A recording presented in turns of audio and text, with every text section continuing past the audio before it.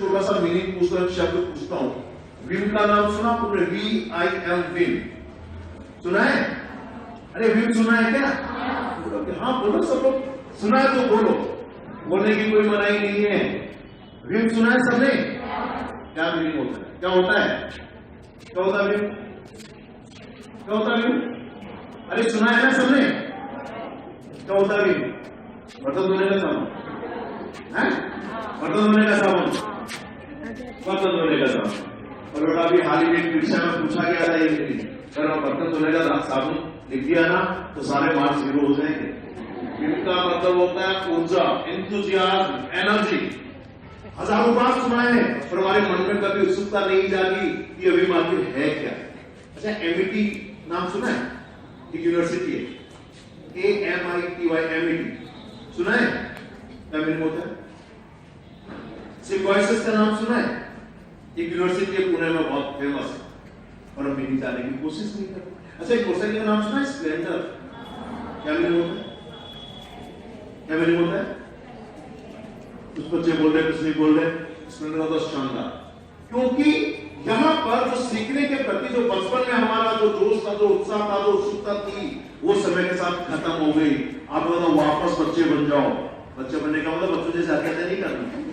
बच्चे बनने का मतलब बचपन में जो सीखने के प्रति आपके मन में क्यूरियोसिटी थी, जो सीखने के प्रति महत्वाकांक्षा थी, जो सीखने लगन थी, वो लगन आज भी आप बना के रखो अपने अंदर, तो आप बहुत कुछ नया कुछ सीख लें। दूसरा, जो बचपन में हमें कूट कूट के क्वालिटी थी, हम कभी हार नहीं मानते थे बचपन में।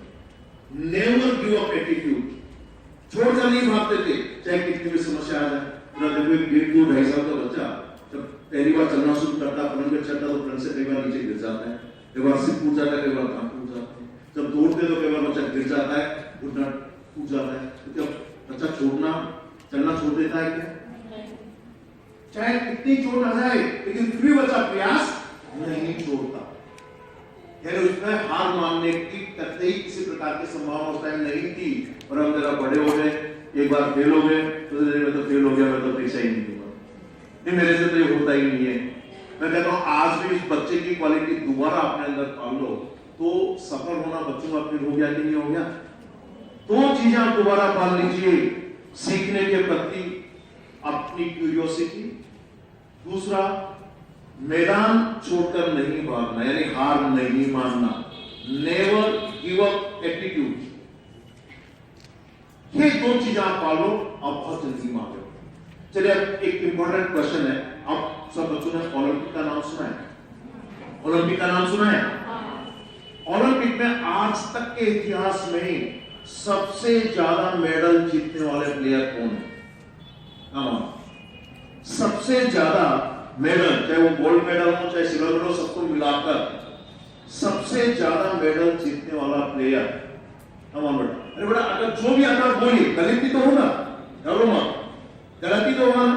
बताओ जरा, अंदाजा लगाओ, ओलंपिक में सबसे ज्यादा मेडल जीतने वाले प्लेयर का नाम। अरे कुछ फेमस 2-4 नाम दे दो, कोई तो सही होगा। कैसे? उसेन बोल्ट, एनीवे, वैसे मालूम होना चाहिए बेटा, उनके जनरल नॉलेज का क्वेश्चन है। वो खिलाड़ी है माइकल फेलिप्स। कौन है? Michael Phelps. सबसे ज्यादा मेडल जीतने वाले प्लेयर है माइकल फेलिप्स।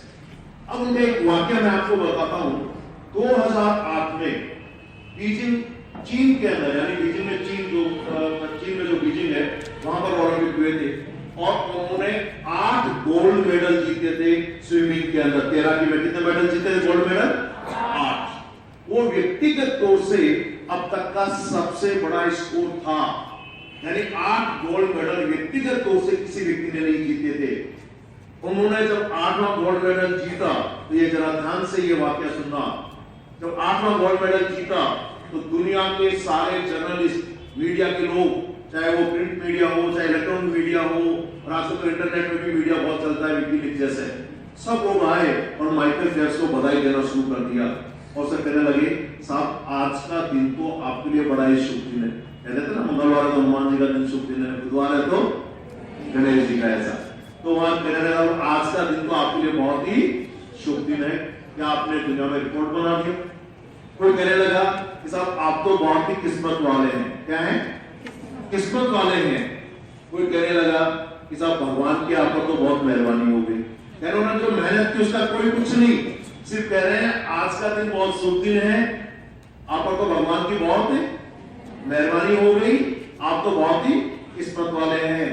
सबकी बात सुनने के बाद माइकल फेलेर ने जो जवाब दिया बेटा, वो जवाब हर विद्यार्थी के, हर इंसान के लिए एक सबक है कि सफलता कैसे हासिल होती है। सबकी बात सुनने के बाद माइकल फेलिप्स ने कहा कि नो डाउट आज का दिन मैं अपनी जिंदगी का सबसे शुभ दिन मानता हूं, क्योंकि मैंने दुनिया में वर्ल्ड रिकॉर्ड बना है। नो डाउट मैं अपने आप को बहुत किस्मत वाला भी मानता हूं, और नो डाउट मेरे अचीवमेंट में भगवान का भी मुझ पर आशीर्वाद है।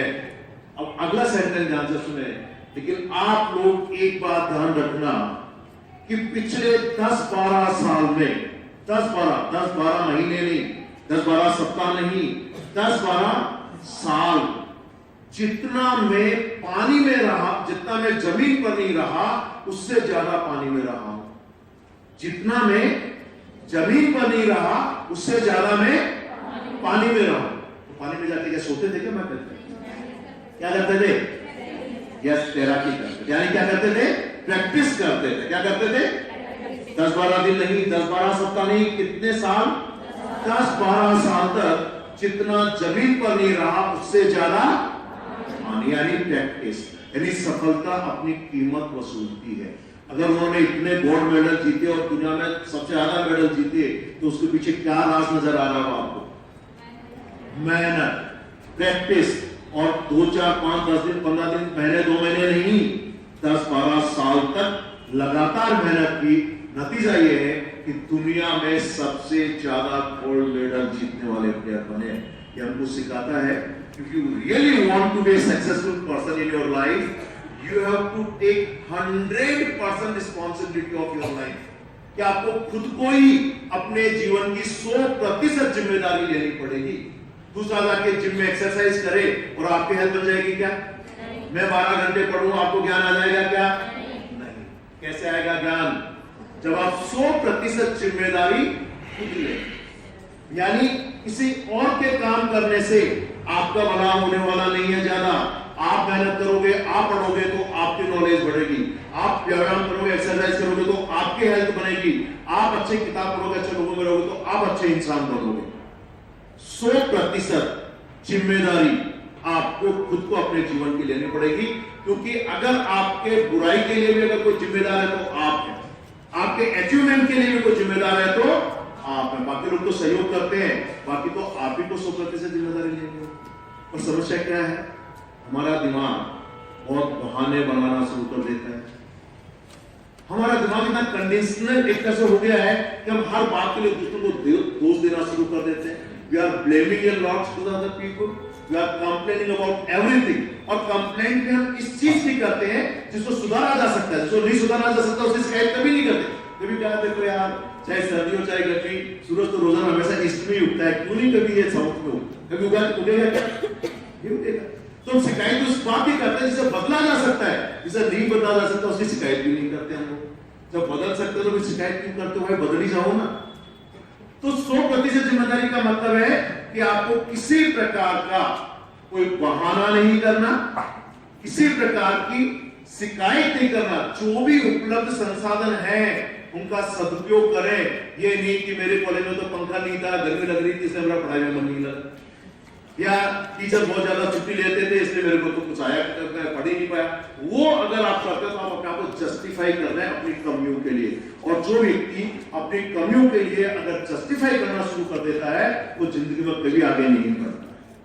97% फेलियर दुनिया की बहाने बनाने वाले लोगों से आती है। बहाने बनाने वाले लोग कभी सफल नहीं होते।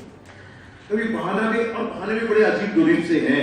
तो मैं आपको छोटा सा बहाने का किस्सा सुनाता हूं। मान लो आप किसी गांव में अपने किसी फ्रेंड से मिलने के लिए गए।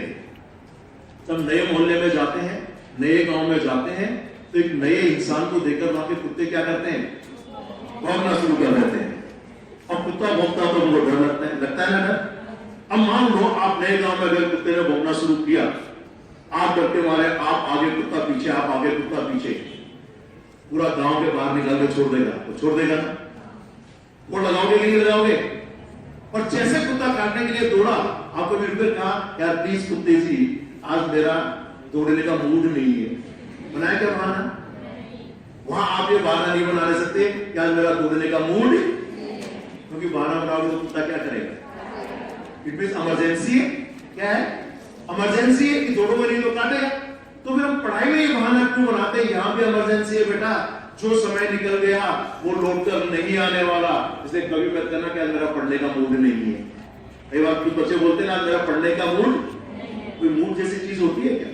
तो रोके तो कुत्ते के सामने कहते हैं टोपी साहब मेरा कटवाने का मूड नहीं है, बोलते हो तो वहां नहीं बोलोगे। क्यों? क्या आपको मालूम है कि अगर यहाँ इसको बोलेंगे कटवाने का मूड नहीं है तो वो काटेगा ही काटेगा, तोड़ लगाओगे तो बचोगे। इमरजेंसी, इसलिए बहाना कभी हमें नहीं बनाना। अगर बहाना बनाना शुरू कर दिया तो समझो हम जीवन में बहुत ज्यादा आगे नहीं बढ़े। क्लियर है ये चीज? अब देखिए महत्वपूर्ण बात हम और डिस्कस करते हैं। देखिए यहां पर जो हमारे लिए जीवन में बहुत जरूरी है, और फिर मैं आपको एक बहुत इंपॉर्टेंट एक मंत्र, एक फॉर्मूला बता के जाऊंगा, जिसका अगर आप अनुसरण करें, जिसका अगर आप पालन करें, तो निश्चित रूप से आप लोग जीवन में बहुत आगे बढ़ जाए। देखो मैं पहले आपको कुछ छोटी छोटी चीजें देता हूं, जरा आप ध्यान से देखना कि इसके अंदर क्या है और ये क्या चीज हो सकती है। आप सब लोग जैसे बेटा देखो ये क्या है, क्या है? देखो क्या है बेटा, देखो क्या है ये? हाँ देखो देखो देखो क्या है? हाँ देखो क्या है बेटा? क्या है? क्या है? बीज है। ये कह रहे बीज है। हाँ बेटा क्या है? हाँ बोलो बोलो, बीज है। क्या बेटा? क्या लगा आपको? बीज है। आपको शायद कुछ कम दिख रहा है, फिर से देखो जरा ध्यान से, देखो बीज है।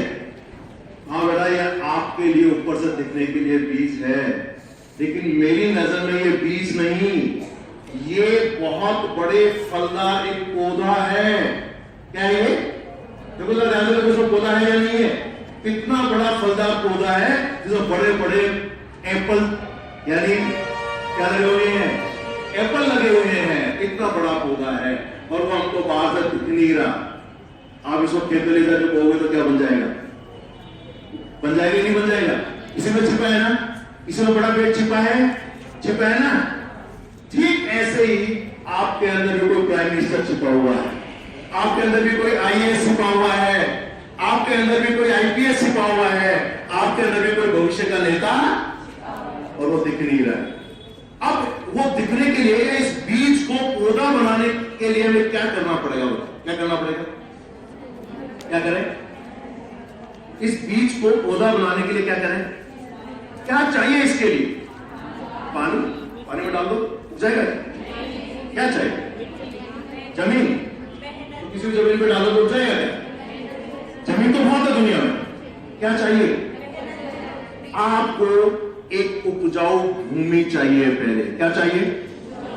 इस बीज को बड़ा पौधा बनाने के लिए हमको उपजाऊ भूमि चाहिए। अगर वो फर्टाइल लैंड नहीं होगी तो ये बीज अगर कहीं भी डालोगे तो वहां पर सूख जाएगा, और अगर उपजाऊ भूमि अगर मिलेगी तो ये बीज में जो पौधा छिपा हुआ है वो 2-4 साल में स्पष्ट रूप से आपके सामने आएगा। ठीक ऐसे ही आपके अंदर छुपा हुआ वो आईएएस, वो आईपीएस, वो मिनिस्टर, बड़ा समाज सेवक, प्रोफेसर, लेक्चरर सब है आपके अंदर।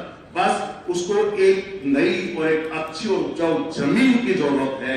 अगर वो हम सही बना लें तो बहुत कुछ आगे हम लोग पा सकते हैं। अब हम लोग ज्यादातर गांव से संबंध रखते हैं ना, हमने खेती बाड़ी करीबी से देखी है। कैसे होती खेती बाड़ी बताइए मुझे, कैसे होती? कि पहले किसान खेत को बिना कुछ बीज डाले जोतता है, फिर उसमें खाद मिलाता है, पानी देता है, बरसात का मौसम तो बरसात का पानी आता है, फिर हल चलाता है समतल करके, फिर उसमें बीज बोता है, और बीज होने से पहले उसको उपजाऊ बनाता है जमीन को। क्या बनाता है? उपजाऊ। और जब उपजाऊ जमीन बन जाती है, बरसात होती है, तो किसान क्या करता है, खेत में बीज बो देता है। अब आप यहां ध्यान से देखना कि जिस किसान को हम गांव का मानते हैं और कहते हैं कुछ नहीं आता, अनपढ़ कहते हैं, कोई गंवार कहते हैं, क्या करता हो, जब वो किसान बरसात होने के बाद खेत में बीज बो देता है, तो 10, 15, 20 दिन बाद वो किसान अपने खेत में संभालने तो रोज ही जाता है, फिर अपने खेत में जाता है, और जब वो बीज उग जाता है तो बीज के साथ साथ उस खेत के अंदर बहुत से फालतू की खरपतवार और घास फूस भी उग जाते हैं। तो क्या वो सबको उगने देता है क्या किसान? नहीं। 10-12 दिन बाद वो किसान खुरपी और फावड़ा लेकर खेत में जाता है, चाहे 2 बीघा जमीन हो, चाहे 20 बीघा जमीन हो, चाहे 200 बीघा जमीन हो, एक इंच जमीन को गोद कर बोए हुए बीज के अलावा कोई भी अगर खरपतवार या फालतू का पौधा या घास पास उगी है, तो उसे वह किसान खुरपी से गोद कर उस घास फूस को बाहर निकालकर फेंकता है या नहीं फेंकता? फेंकता है। इसे हम लोग मारवाड़ी में कहते हैं निनान करना। क्या बोलते हैं? सुनाना, निनान करना। क्यों करता है इतनी मेहनत? क्योंकि वो किसान ये जानता है कि अगर बीज के अलावा जो घास फूस और खरपतवार तो उगी हुई है, उसको वो बाहर निकालकर नहीं फेंकेगा, तो इस जमीन का पानी, इस जमीन के पोषक तत्व, इस जमीन का खाद, जिस बीज को बोया उसको नहीं मिलेगा, और फालतू की घास फूस खरपतवार उसको खा जाएगा। इसलिए वो निनान करता है, तभी जाकर वो जो बीज बोया है उसकी ग्रोथ ज्यादा होती है। जब एक किसान ये जानता है कि अच्छी खेती कैसे ली जाती है, जानता है किसान, तो हमारा खेत तो हमारा दिमाग ही है। कभी सोचा इस दिमाग में कितनी खरपतवार का मतलब घास फूस नहीं है, खरपतवार का मतलब फालतू के विचार, जो थॉट पोल्यूशन है, जो उटपटांग बातें हैं, जो टीवी सीरियल के मार्फत, बुरी कंपनी के मार्फत, उटपटांग किताबों के मार्फत, चीप टाइप के जो लोग हैं उनके मार्फत हमारे दिमाग में कितनी बातें भर चुकी हैं। तो हमको भी अपने दिमाग से ज्यादा काम लेने के लिए क्या करना, अपने दिमाग का निनान करना है। क्या करना है? निनान मतलब खुद मत चलाना शुरू कर देना। क्या निनान का मतलब है? आज से बहुत सोच समझकर, जैसे आप लोग सड़ा गला बासा भोजन नहीं खाते हो, जैसे आप सड़े गले फल नहीं खाते हो, ठीक इसी तरीके से सोच समझकर किसी भी प्रकार के उटपटांग विचार, चाहे वो टेलीविजन सीरियल हो, चाहे मूवी हो, चाहे आपके रिलेटिव्स हो, चाहे आस पास रहने वाले लोग हो, अगर वो कप लगा रहे हो, उटपटांग बातें कर रहे हो, तो आप उनको ना कहें और अपनी पढ़ाई पे ध्यान दें, क्योंकि ये जिस तरीके से घास फूस या खरपतवार अच्छी खेती नहीं लेने देते हैं, ठीक ऐसे फालतू के विचार दिमाग से अच्छे से काम नहीं लेने देते। इसलिए अच्छे से दिमाग से काम लेने के लिए सबसे पहली जरूरत हो गई, अब हमें अपने दिमाग को बहुत साफ सुथरा रखना है। क्या रखना है? साफ सुथरा मतलब केवल साबुन से सिर को धोने से नहीं होने वाला है। यहां साफ सुथरे से मतलब है कि आपके कितने अच्छे विचार हैं, आप कितने अच्छे लोगों में बैठते हो, कितनी अच्छी बातें सुनते हो, उन सबसे ही आपका दिमाग शुद्ध बनेगा, साफ बनेगा। चाहे वो मोटिवेशनल बुक्स पढ़ना हो, चाहे वो किसी भी प्रकार की स्पिरिचुअल बातों पर ध्यान देना हो, चाहे वो अच्छे प्रेरणास्पद कोई कहानियां हो, किसी की जीवनी हो, वही आपको दिमाग को साफ सुथरा रखकर आगे बढ़ने में हेल्प करेंगे। अब एक महत्वपूर्ण मंत्र मैं आपको बताना चाहूंगा यहाँ पर, जरा वाकई में जीवन में उसका पालन करें तो आप बहुत कुछ हासिल कर सकते हैं। इसके पहले देखो, मैं आपको एक छोटा सा उदाहरण और देना चाहूंगा। आपने ईगल शब्द सुना है, जो बाज होता है। सबसे कहना चाहिए कि ताकतवर शिकारी पक्षी अगर कोई है तो वो क्या है? बाज, ईगल। क्या है? बाज। अब ये बाज का देखो, मैं आपको छोटी सी बात बताता हूं। एक बाज की उम्र 70 साल होती है, लगभग 70 इयर्स।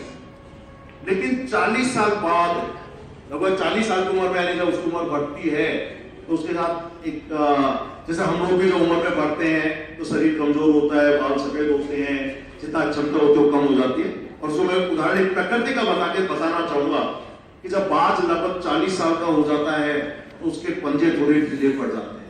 पंजे बढ़ जाते हैं, वो शिकार को पकड़ नहीं पाता। साथ उसकी चोंच, जैसे अपने नाखून बड़े बड़े बढ़ जाते हैं ना, उसकी चोंच बड़ी हो जाती है, मुड़ जाती है, तो ढंग से खा नहीं पाता है। 40 साल की उम्र में उसके जो पंख हैं वो इतने भारी हो जाते हैं, चर्बी भी बढ़ जाती है और बहुत पुराने भी हो जाते हैं, तो जिस रफ्तार से वो उड़ सकता था, अब 40 साल की उम्र में उस रफ्तार से उड़ नहीं पाता है, सारे काम ठप हो गए। अब उसके साथ, उस बाज के साथ, ईगल के साथ तीन ही कंडीशन है कि या तो कहीं जाके आत्महत्या कर ले, भूखा मर जाए, कहने का मतलब अपना शरीर त्याग दे, पहली चीज। क्यों? कि शिकार पकड़ नहीं सकता, ज्यादा उड़ नहीं सकता, चोंच मुड़ गई तो खा नहीं सकता। दूसरा है वो गिद्ध की तरीके से मरे हुए जानवरों को खाता रहे, यानी गिद्ध बन जाए और बड़ा बड़ा खाता रहे, तो मिल गया तो खा लिया, नहीं तो जैसी राम। और तीसरा उसके सामने विकल्प है अपने आप को पुनर्स्थापित करे, यानी वो खोई हुई ताकत को वापस प्राप्त करे। हालांकि देह त्यागना और गिद्ध की तरीके से दूसरे भोजन पर रहना बड़े आसान से तरीके लगते हैं, क्या क्या मेहनत करें, वो तो बूढ़े हो गए, जो मिल जाएगा वो खा लेंगे तो। लेकिन वो इन दो विकल्प को छोड़कर जो सबसे बड़ा कठिन विकल्प है वह अपने आप को पुनः स्थापित करना, अपनी खोई हुई ताकत को दोबारा प्राप्त करना। और इसके लिए वो जो बाज वो क्या करता है, एक बहुत ऊंचे पहाड़ पर, जो बहुत ऊंचाई पर है, वहां पर चला जाता है और उस पहाड़ पर जाने के बाद 150 दिन यानी लगभग 5 कितने महीने, 5 महीने उस पहाड़ पर रहता है और सबसे पहले अपने पंजों को पत्थर पर मार मारकर जो पंजे बढ़ गए हैं उन सारे पंजों को तोड़ता है। पंजे जब टूट जाते हैं तो वो दोबारा आना शुरू होते हैं। जब पंजे टूट जाते हैं तो दूसरा नंबर आता है जो अपनी चोंच को पत्थर पर मार के शरीर में कितना दर्द होता होगा, कितनी तकलीफ होती होगी, लेकिन वो जो चोंच मुड़ गई है, जो बढ़ गई है, वो अपनी चोंच को पत्थर पर मार कर क्या करता है, उस चोंच को तोड़ देता है। वो चोंच टूटने के बाद दोबारा धीरे धीरे आना शुरू। जब चोंच और पंजे दोबारा आना शुरू हो जाते हैं तो नंबर 3 पर वो अपनी उस आई हुई नई चोंच से अपने पुराने पंखों को नोच कर तोड़ देता है और उस टूटे हुए पंखों की जगह पर नए पंख आना शुरू हो जाते हैं। 150 दिन लगते हैं, यानी 5 महीने। इन 5 महीने में नई चोंच, नए पंजे, नए पंख के साथ नई उड़ान पर फिर निकलता है और पहले जैसी ताकत के साथ वापस अपना शिकार को पकड़ना शुरू कर देता है। कितने तकलीफ के साथ उसने अपने आप को पुनर्स्थापित किया या नहीं किया? आपके साथ इसका मतलब ये नहीं है मैं बूढ़ा हो गया तो मेरे बाल नोचना शुरू कर दूंगी, ताले मारने जाएंगे। इंसान की बात अलग है। इंसान का पुनर्स्थापित करना है सिर्फ अपने दिमाग से। किससे? दिमाग से। आपको तो पुनर्स्थापित के लिए पहली बार स्थापित करना है तो जब एक पक्षी 5 महीने लेता है, मैं कहता हूं बेटा आप अगर इन 5 महीने जिंदगी में अंग्रेजी सीखने में, गणित सीखने में, जीके के क्वेश्चन से अपना जनरल नॉलेज बढ़ाने में, थोड़ा जो तर्क शक्ति है उसको थोड़ा पक्के करने में, गणित को अच्छा पक्का करने में अगर लगा दें तो ग्रेजुएशन के साथ साथ आप 5 महीने में अच्छा खासा रोजगार पाने में सक्षम हो सकते। जब वो एक पक्षी जानता है कि जीवन में ऊंची उड़ान कैसे लेनी है, तो हम तो इंसान है, दिमाग से सोच सकते हैं क्या 5 महीने बहुत ज्यादा समय है क्या? बहुत ज्यादा समय है क्या? नहीं। 5 महीने बातों में बीत जाते हैं, साल, 2 साल, 3 साल, 4 साल बीत जाते हैं। सिर्फ हमें चाहिए 5 महीने। अगर आप 5 महीने जो सब्जेक्ट में आप अपने आप को कमजोर पाते हो या लगता है कि इन सब्जेक्ट की सहायता से आप अच्छा रोजगार प्राप्त कर सकते हो, तो क्या आप उन 5 महीने में, मैं ये तो नहीं कह रहा कि आप किसी पहाड़ पर जाकर रहना शुरू कर दो, जंगल में रहना शुरू कर दो उस ईगल की तरीके से, घर परिवार में रहते हुए आप इन 5 महीने जो सब्जेक्ट, चाहे वो जनरल नॉलेज हो, चाहे वो अंग्रेजी हो, चाहे वो गणित हो, चाहे तर्क शक्ति हो या इससे संबंधित कोई और सब्जेक्ट हो, अगर 5 महीने आप बात कर लो, थोड़ा कम से कम 3 पीढ़ियों का तुरंत आप पुण्य कमा लोगे। क्योंकि आप 5 महीने मेहनत करोगे तो आने वाले 5 महीने, 6 महीने, साल भर में आपको अच्छा रोजगार मिलेगा। और अगर आपको अच्छा रोजगार मिलेगा तो मैं कह रहा हूं आप 3 पीढ़ियों का तात्कालिक लाभ कमा सकते हो। कितनी पीढ़ियों का? ये तो तात्कालिक है। दीर्घ समय में तो आप 7 पीढ़ियों का लाभ कमा सकते हो। जरा मेरी बात का जवाब, अगर आप पढ़ लिख कर अगर आपको अच्छा रोजगार मिल गया, 5 महीने दिन रात मेहनत करके आपने नॉलेज बढ़ा ली, क्या चाहिए आपको अच्छा रोजगार पाने के लिए? जनरल नॉलेज चाहिए, अंग्रेजी चाहिए, गणित चाहिए, तर्क शक्ति चाहिए, जो सब में आज भी है आप में। अगर 5 महीने आपने ये अगर मेहनत कर ली तो 3 पीढ़ियों का तात्कालिक लाभ, तात्कालिक 3 पीढ़ियों का पुण्य कमा लोगे। कैसे? अगर आप पढ़ लिखकर अच्छे रोजगार में चले गए तो सबसे ज्यादा खुशी आपके परिवार में किसको होगी बताइए?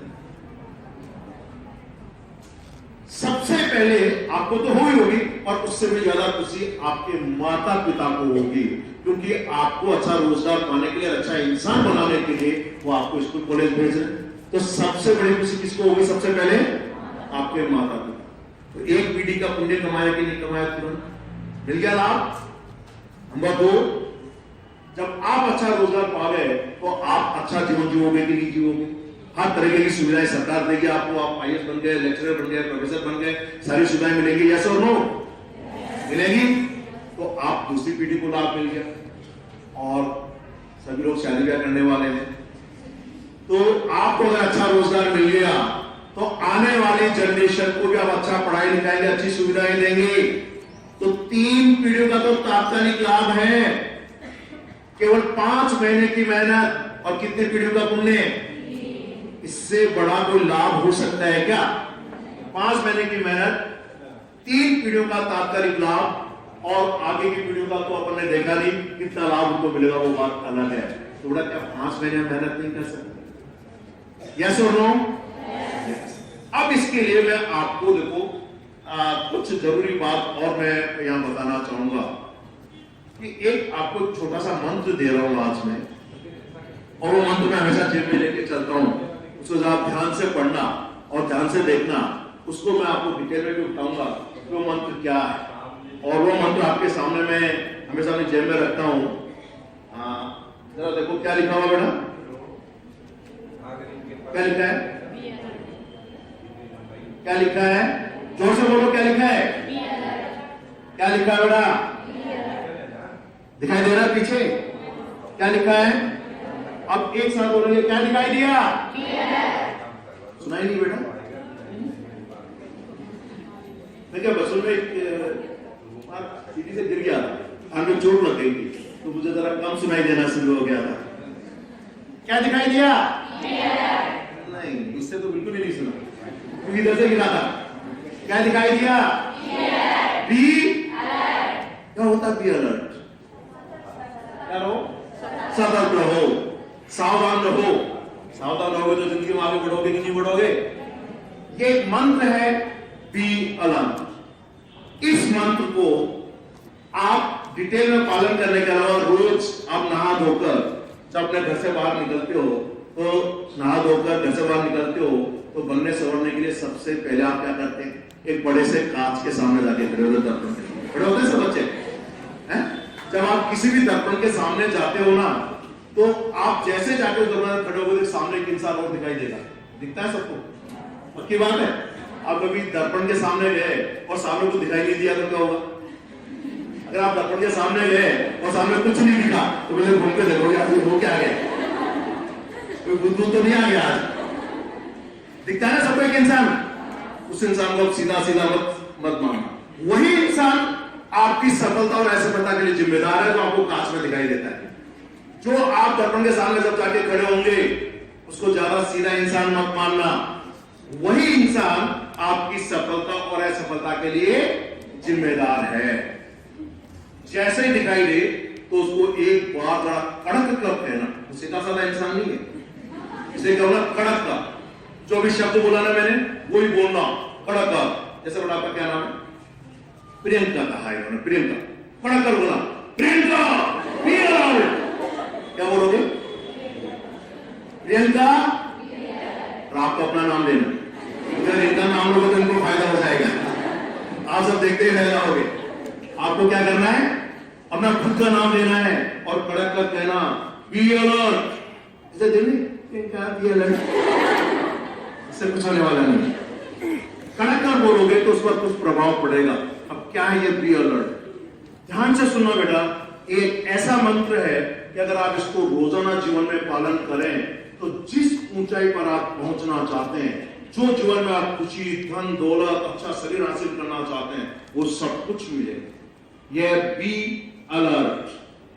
और इस बी अलर्ट का फुल फॉर्म है my first B stands for blueprint. B for blueprint. Blueprint का नाम सुना है?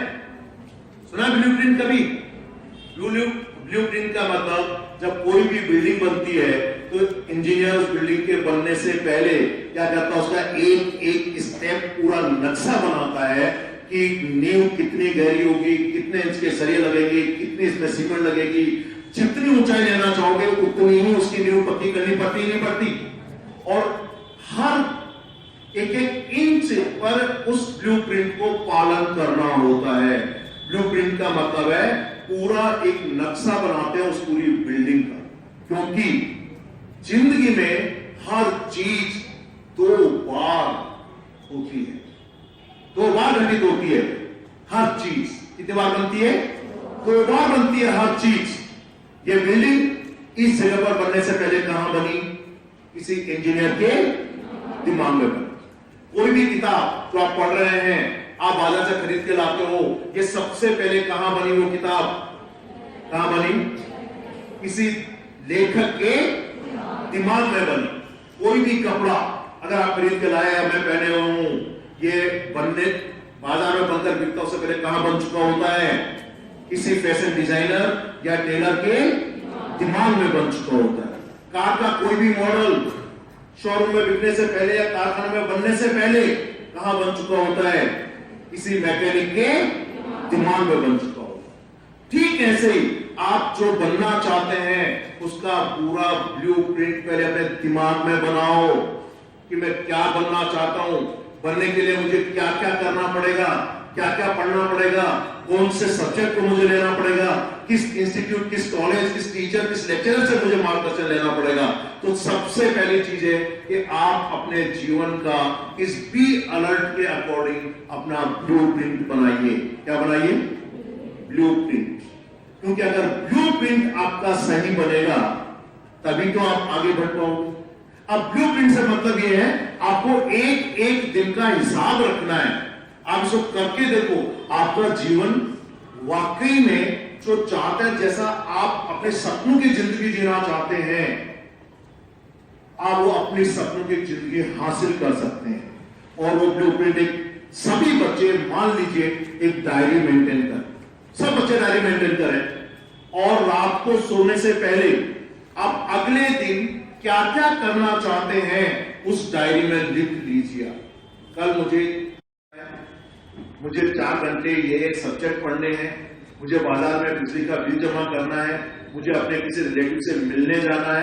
यानी जो भी कुछ आपकी एक्टिविटीज आप रखना चाहते हो, आप एक दिन पहले अपने दिमाग के अंदर सोचकर डायरी में लिख लीजिए। तो वो ब्लूप्रिंट जैसा दूसरे दिन के लिए बन गया कि नहीं बन गया? आप 3 महीने का ब्लूप्रिंट बनाइए। 3 महीने में मैं बहुत ज्यादा तो नहीं, लेकिन रिजनेबल नॉलेज अंग्रेजी की पा लेना चाहती हूँ। 3 से 4 महीने में मुझे गणित के जो भी 9, 10, 11, 12 के जो गणित के टॉपिक्स हैं, मैं 6 महीने में दोबारा उन पर सब पर अच्छा नियंत्रण या अच्छी मास्टरी प्राप्त कर लेना चाहती हूँ। वो भी आप टाइम टेबल बनाए कि 1 घंटे मुझे ये रीजनिंग पढ़ना है, 1 घंटे मुझे इंग्लिश इंप्रूव करने के लिए कोई न्यूज़पेपर पढ़ना है, मुझे किसी टीचर से गाइडेंस देना है। आप लिखकर रख लीजिए वो ब्लूप्रिंट, क्योंकि बड़ा आप ब्लूप्रिंट लिखते हैं ना तो हमारी सफलता में मैंने कहा हमारे माइंड का सबसे बड़ा हाथ, किसका हाथ है? माइंड शब्द सुना आपको? सबके पास है, सबके पास है। देखा कैसा होता है माइंड? कैसा होता है बेटा बताओ? कैसा होता है?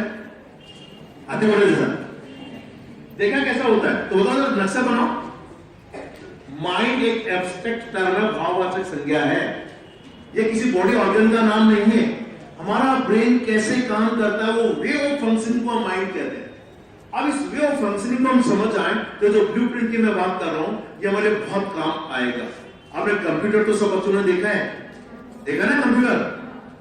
कंप्यूटर में पेन ड्राइव भी आप लगाते हो, सीडी भी लगाते हो, उसमें हार्ड डिस्क भी होती है ना।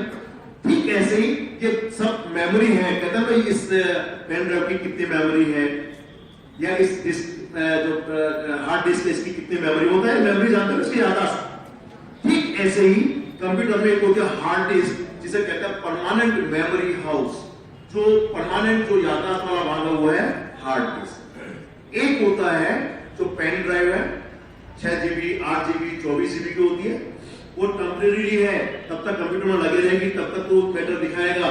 कंप्यूटर का बाहर निकाल लोगे तो वो बेटा बाहर हो जाएगा, है या नहीं है। ठीक ऐसे हमारे दिमाग की भी याददाश्त दो तरीके की है, एक है परमानेंट और दूसरी है पेन ड्राइव टेम्परेरी। परमानेंट है हमारा सबकॉन्शियस माइंड, अवचेतन मस्तिष्क, और पेन ड्राइव की तरह हमारा कॉन्शियस माइंड। अभी आप कॉन्शियस है, बहुत कुछ सुन रहे हैं, सब कुछ दिमाग में है, लेकिन अगर आप यहां से जाएंगे तो 24 घंटे बाद आप लगभग 70-80% बातें भूल जाएंगे, क्योंकि आपके परमानेंट मेमोरी हाउस में नहीं गया, यानी वो केवल कॉन्शियस मेमोरी में है। परमानेंट मेमोरी वही है जो इंसान के सबकॉन्शियस माइंड में चला जाता है, इसमें चला जाता है। और सबकॉन्शियस माइंड तो ब्लूप्रिंट बनाने से हमारा सबकॉन्शियस माइंड के अंदर वो सारी चीजें बैठती हैं, और रात भर हमारा दिमाग, ये समझो हमारा दिमाग की कहावत है बेटा, जैसा दिन भर हमारा दिमाग देखता है, सोचता है, जैसे एक्टिविटीज करता है, हम वैसे ही इंसान बन जाते हैं, अब वैसे ही इंसान बन जाते हैं। हमको ये बहुत जरूरी है, हम दिन भर क्या देखते हैं, कैसी बातें करते हैं, क्या सुनते हैं। तो आपको छोटा सा उदाहरण दूं, मेरी बेटी जब 5वीं छठी में पढ़ती थी, तो एक दिन वो रात को सपने में डरी, उसको बहुत डर लगा और एकदम से चिल्ला कर बैठा, कैसे डरी। तो मैं भी जग गया, उसको पूरा पसीना पसीना शरीर पे, 10-12 साल की उम्र। मैंने पूछा बेटा क्या हुआ? कहता पापा मेरे को बहुत डरावना सपना क्या आया, डरावना सपना आया, बहुत डरावना सपना। मुझे क्या हुआ? कहते मुझे ऐसा लगा जैसे मैं घर से निकली तो घोर जंगल आ गया, मैंने क्यों लगाई तो पहाड़ी पे चढ़, पहाड़ी से ढुकी तो समुद्र में घुस गई, समुद्र में घुसी तो मगरमच्छ आ गया, तो मगरमच्छ की पीठ पर बैठी, मगर मुझे गुफा में ले गए, गुफा में कुछ उल्लू आए, फिर कुछ सांप आए, और वो सांप मेरे को काटने को दौरान मेरी नींद खुल गई, आ करके चल गया। मैंने पूछा बेटा दिन भर क्या किया था? कहते पापा कुछ नहीं, बस दिन में 2 हैरी पॉटर पिक्चर देखी थी। क्या देखी थी? हैरी पॉटर पिक्चर देखी। और हैरी पॉटर पिक्चर में क्या होता है? यही होता है, ये होता है उल्लू पर बैठ जाता है कि इंसान, फिर वो वहां उठता है, फिर थोड़ा आगे थोड़ा बैठ जाता है। ये होता है कि दिन भर जो आप करोगे, जैसे माहौल में रहोगे, जो पढ़ोगे, जैसा देखोगे, जैसे एक्टिविटीज करोगे, ये सबकॉन्शियस माइंड रात को वैसे ही सपने दिखाता है, आपको डराता है। इसलिए आपको बहुत सोच समझकर सेलेक्टिव लोगों से दोस्ती करना चाहिए, वो सोच समझकर अच्छे अच्छे सीरियल देखना चाहिए, लेकिन चाहे जो फिल्म आगे, चाहे जो फिल्म देख ली, सारा पूरा करके पूरे अपने दिमाग के अंदर भर दिया, चाहे जो किताब मिल गई उड़ा के, चाहे वो गंदी हो चाहे कैसी हो, दिमाग के अंदर पढ़ ली, चाहे कोई भी इंटरनेट की वेबसाइट हो, जो भी साइट मिल देख ली। बिल्कुल नहीं करना है। You have to be very careful, you have to be very selective कि आप दिन भर कैसी संगत में रहते हैं, कैसा साहित्य पढ़ते हैं, कैसी बातें सुनते हैं, कैसी बातें आप खुद बोलते हैं या करते हैं, किन एक्टिविटीज में आप इन्वॉल्व होते हैं। आपको रात को सपने में वैसे आता, देखो घर में शादी का हो रहा है तो आप बाजार से कभी मिठाई खरीदने जा रहे हो, जो कार्ड मारने जा रहे हो, कभी टेंट हाउस वाले से बात कर रहे हो, कभी मेहंदी की रस्म पूरी हो रही है, और रात को सपने में क्यों दिखाई देता है? दिखता है कि नहीं दिखता है? इट मीन्स हम जैसे एक्टिविटी में रहेंगे वो चीजें दिखाई देंगी कि नहीं देंगी। ठीक ऐसे अगर आप ब्लूप्रिंट बनाना शुरू कर दो तो 24 घंटे आपका दिमाग आपके द्वारा बनाए हुए ब्लूप्रिंट पे, जो आपने अपने जीवन का नक्शा बनाया है, कैसा जीवन जीना चाहते हैं, उसके अकॉर्डिंग वो काम करना शुरू कर देगा। इसलिए आप एक टाइम टेबल रखिए, मुझे कितने बजे, कितने घंटे, किस एक्टिविटीज में टाइम देना है। फालतू का समय बिल्कुल गंवाना छोड़ो, जितने फालतू के काम हैं वो बिल्कुल करना छोड़ो। मैं आपको छोटा सा उदाहरण दूं, जब मैं मॉर्निंग वॉक के लिए जाता हूं तो मेरे मित्र सक्सेना जी भी साथ में होते हैं। सक्सेना जी अपने कुत्ते को रोजाना साथ लेकर जाता है, अपने कुत्ते को भी घुमाने ले जाता है। सक्सेना जी कुत्ते की बड़ी बुरी आदत है कि जब भी कोई स्कूटर आता है, मोटरसाइकिल वाला जाता है, तो कुत्ता उसको जो भूम करके भागता है। आपने देखा होगा कुछ कुत्तों की आदत होती है, कोई कार अगर निकलती है तो कुत्ता भूम करके कार के पीछे दौड़ता है, थोड़ा दौड़ेगा फिर वापस आ जाता है। तो 3-4 महीने हो गए, मैंने एक दिन सक्सेना जी से कहा यार सक्सेना, हमारा ये कुत्ता रोज किसी न किसी कार के पीछे दौड़ता है, कभी ये किसी कार को पकड़ पाएगा क्या? दौड़ता तो रोजाना है कार के पीछे और वापस आ जाता। क्या ये आपका कुत्ता कभी किसी कार को पकड़ पाएगा क्या? तो सक्सेना जी बड़े शांत भाव से कहते हैं यार मुझे ये तो नहीं पता ये पकड़ पाएगा या नहीं पकड़ पाएगा, और अगर ये नालायक अगर कभी किसी कार को पकड़ भी लेगा तो उस कार का करेगा क्या? बात समझे करेगा मतलब? क्योंकि the car is no use for a dog. क्या उस कुत्ते के लिए कार का कोई उपयोग है क्या? तो फिर हमें क्या लेना देना था बेटा कि फलाना नेता इतनी रिश्वत खा गया, फलाने की चाची बहुत जल्दी है, फलाने का चाचा ने चोरी कर ली, क्या लेना देना हमें बेटा? कितनी फालतू की बातों में हम अपनी ऊर्जा गंवाते रहते कि नहीं रहते? कितनी अपनी एनर्जी हम गॉसिप करने में, उल्टी सीधी गप लगाने के अंदर हम बिता देते कि नहीं बिता देते? कोई जरूरत है क्या उनकी? नहीं है, बल्कि वो आपके दिमाग को पॉल्यूट और करे। बिल्कुल कंप्यूटर की तरीके से हमारा दिमाग काम करता है। इसी तरीके से कंप्यूटर में बहुत ताकत है या नहीं है ना ताकत? और कंप्यूटर का एक नकारात्मक पहलू यह है कि चाहे कितना ही पावरफुल कंप्यूटर हो, अगर कंप्यूटर में वायरस आ गया, क्या आ गया? क्या होगा कंप्यूटर का हाल? क्या होगा कंप्यूटर का हाल? स्लो हो जाएगा। अगर और ज्यादा वायरस आ गया तो बिल्कुल बंद हो जाएगा। और ज्यादा आ गया तो जो कुछ फीड किया लिखा हुआ है वो सारा का सारा उड़ जाएगा कि नहीं उड़ जाएगा? तो इतना ताकत वाला कंप्यूटर वायरस आने से बिल्कुल तरीके से बंद हो जाता है कि नहीं हो जाता? हमारा दिमाग ठीक कंप्यूटर की तरीके से है। बिल्कुल 100% हमारा दिमाग कंप्यूटर की तरीके से काम करता है। जैसे कंप्यूटर में वायरस आता है, किसी ने कहा इंसान में भी वायरस आ जाता है, तो मुझे बड़ा अजीब लगा। कभी वायरस आता तो है, जैसे कई बार चिकनगुनिया का वायरस हो जाता है तो बुखार हो जाता है, होता है ना? तो पहले तो मुझे लगा कि केवल इंसानों में वायरस आता है, क्या मशीन में कोई वायरस आता है क्या? आता है क्या वायरस?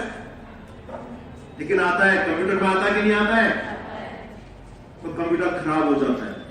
अगर इंसान के दिमाग में अगर वायरस आ गया तो क्या होगा? क्या होगा इंसान का? ये दिमाग रूपी कंप्यूटर क्या हो जाएगा? स्लो हो जाएगा। अगर कंप्यूटर को अगर वायरस को रोका नहीं तो क्या होगा आगे? बिल्कुल बंद हो जाएगा। और ज्यादा आ गया तो दिमाग का होगा बिल्कुल खराब हो जाएगा। होता कि नहीं होता? तो बेटा ये जो थॉट पोल्यूशन है ना, ये हमारे दिमाग के लिए वायरस का काम करता है। किसका काम करता है? वायरस। तो आप ब्लूप्रिंट बनाइए।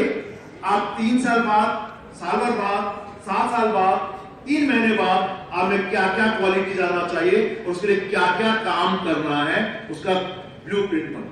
तो ये हो गया बी अलर्ट का बी। नेक्स्ट लेटर क्या है? ए। अब ये ए क्या है? मैं पहले आपको इसका एक एक्सपेरिमेंट करवाना चाहता हूं। बहुत ध्यान से आप इस बात को सुनना बेटा। अब एक एक्सपेरिमेंट हम लोग करेंगे और वो ये है कि मैं आपको जैसा कहूं वैसा ही करना है। जो मैं करूं वो नहीं करना है। ध्यान से सुनना।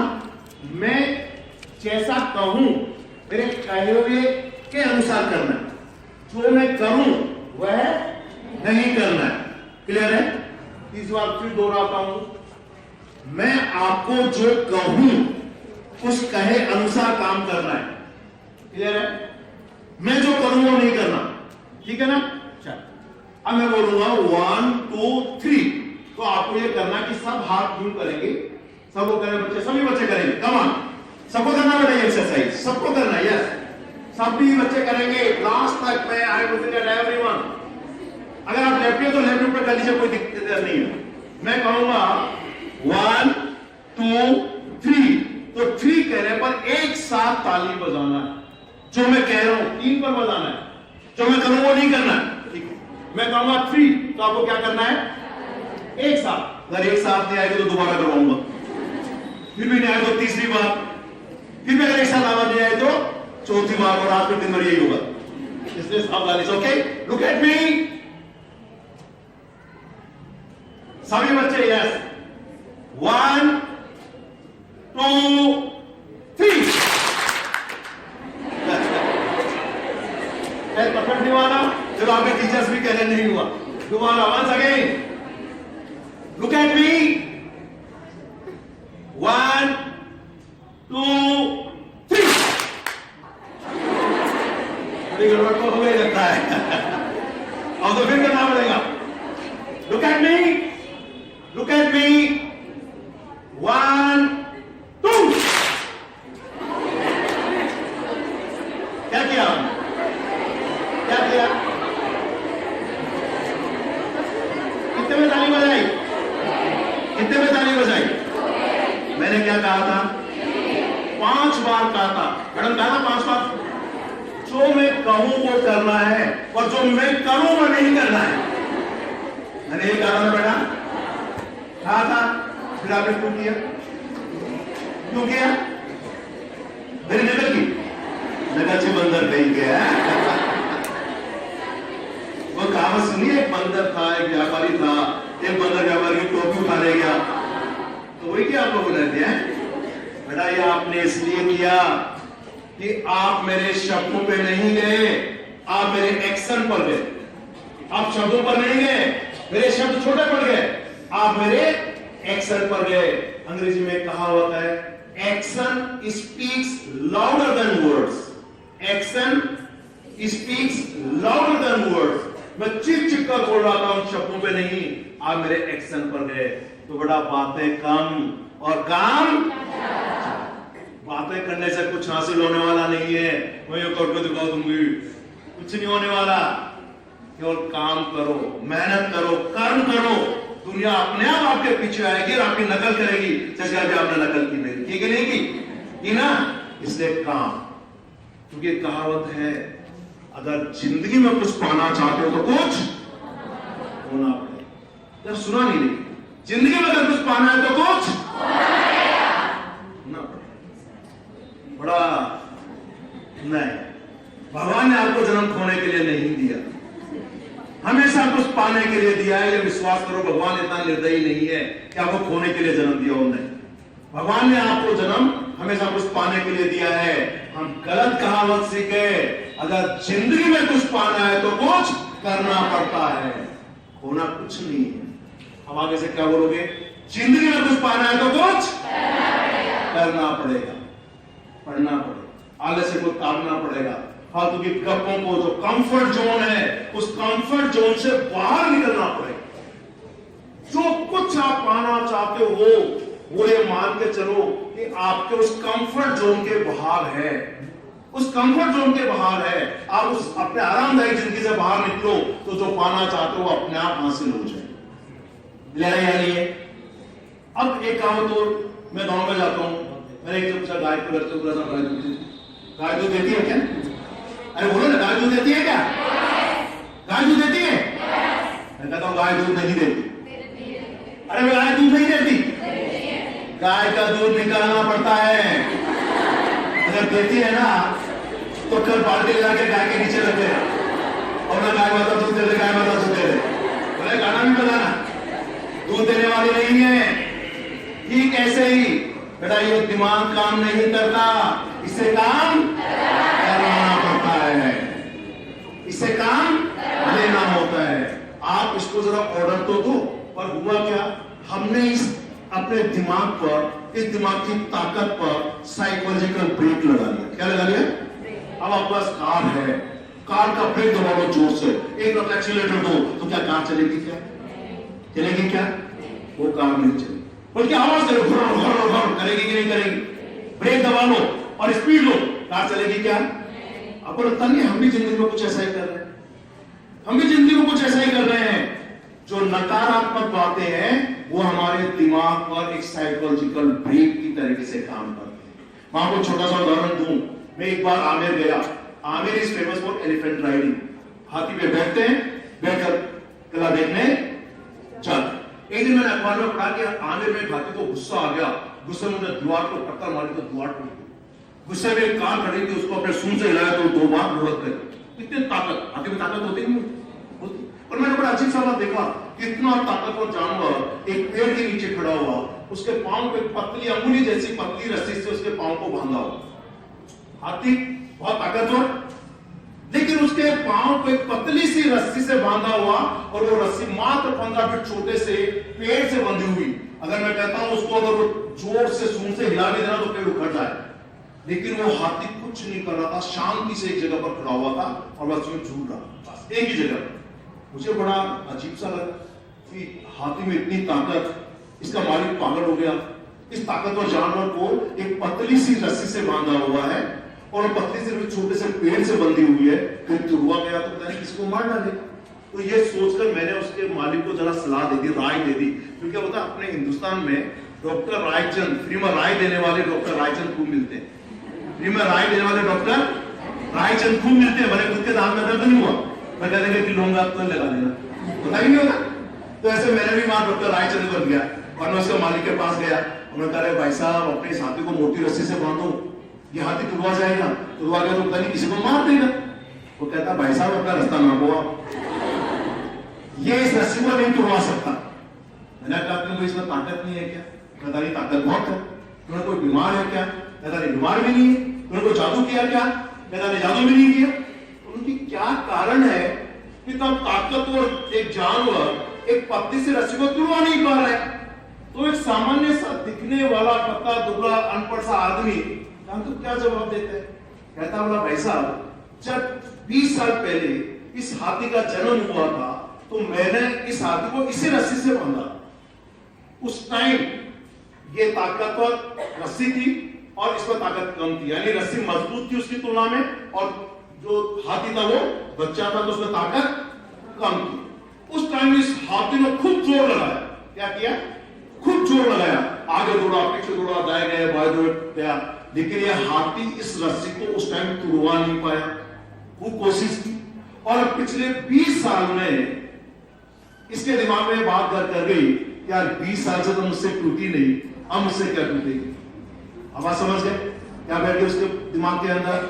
नकारात्मक बात, नकारात्मक बात बैठ गई कि मैं 20 साल में जो काम नहीं कर पाया तो अब कैसे करूंगा।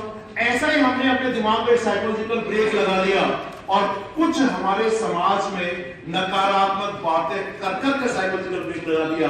हम लोग कह देते हैं तेरे तो कुछ आता जाता ही नहीं, तेरे तो बस की नहीं है, तेरे खाना में कोई आइरिश बना था क्या, तू तो कुछ नहीं कर सकता। ऐसी बातें करते ही नहीं करते। तो आपको छोटा सा उदाहरण बताता हूं।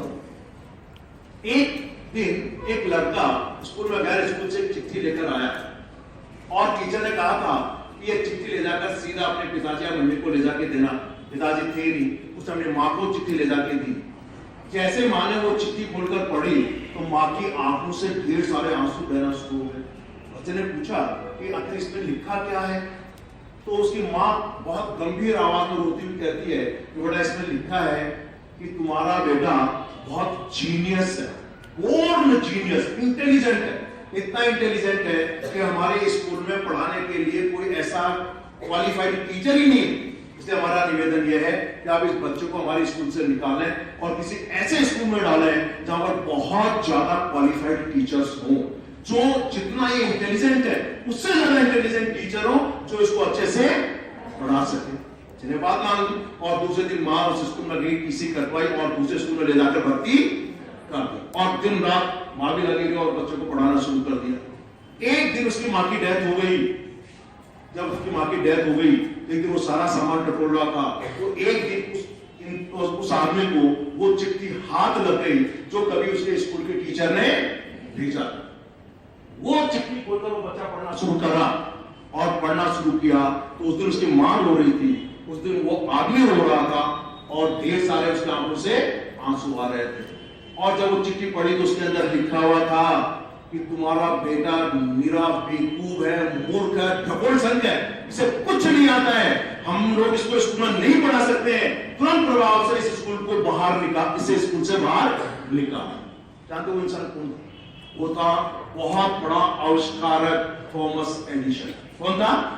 नाम सुना थॉमस एडिसन का?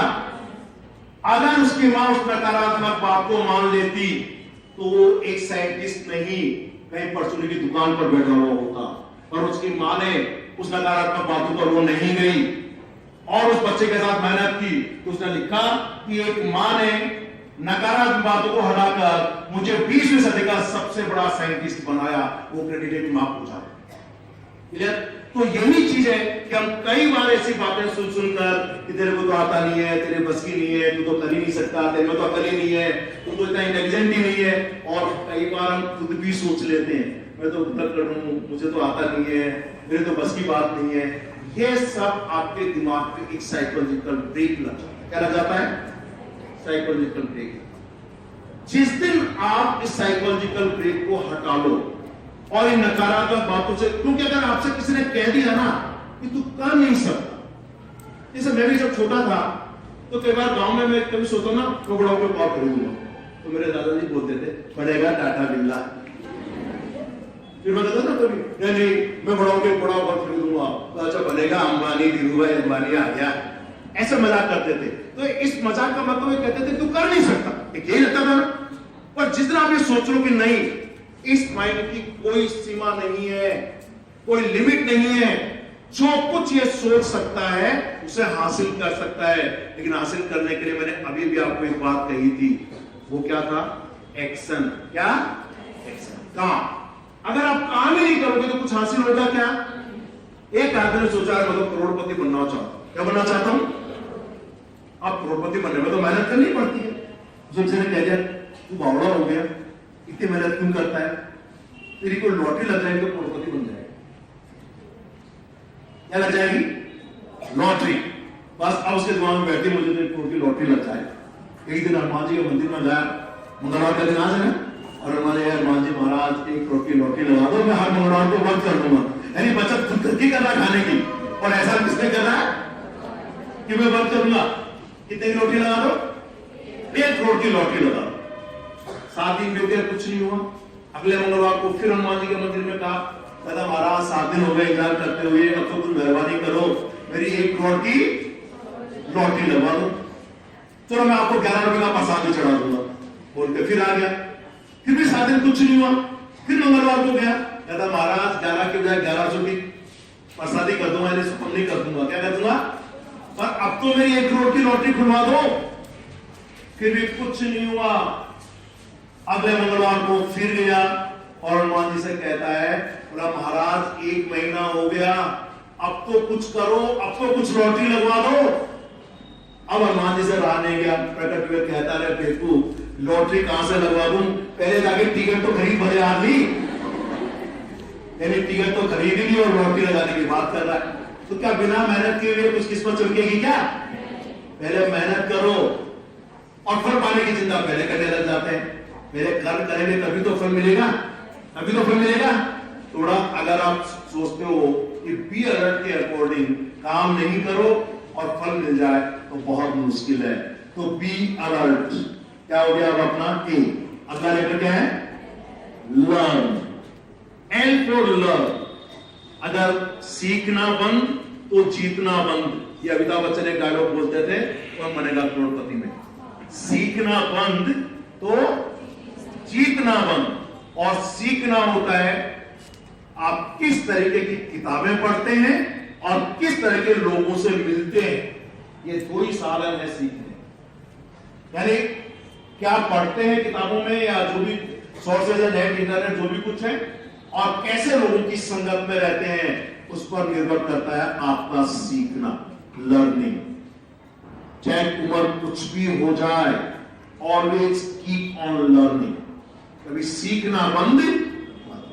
द स्टूडेंट यू इन, चाहे मेरी उम्र में हो चाहे उससे ज्यादा की उम्र हो जाए, लेकिन कभी सीखना बंद मत करना। क्लियर? इसलिए ज्यादा में नॉलेज बढ़ाओ। ज्यादा नॉलेज, चाहे वो अंग्रेजी हो, चाहे गणित हो, चाहे रीजनिंग हो, चाहे जनरल नॉलेज हो, या जो सब्जेक्ट आप पढ़ रहे हैं, चाहे वो सब्जेक्ट हो, लर्निंग। जो जिंदगी भर सीखता रहता है वो जिंदगी भर पाता भी रहता है। और अगर सीखना बंद कर दिया तो आपको कुछ जो हासिल करना चाहते हो हासिल होने वाला नहीं। ओके, सो एल फॉर, अब नेक्स्ट आता ई। अच्छा, तो दुनिया में सबसे बड़ी खुशी क्या है? क्या है दुनिया में सबसे बड़ी खुशी?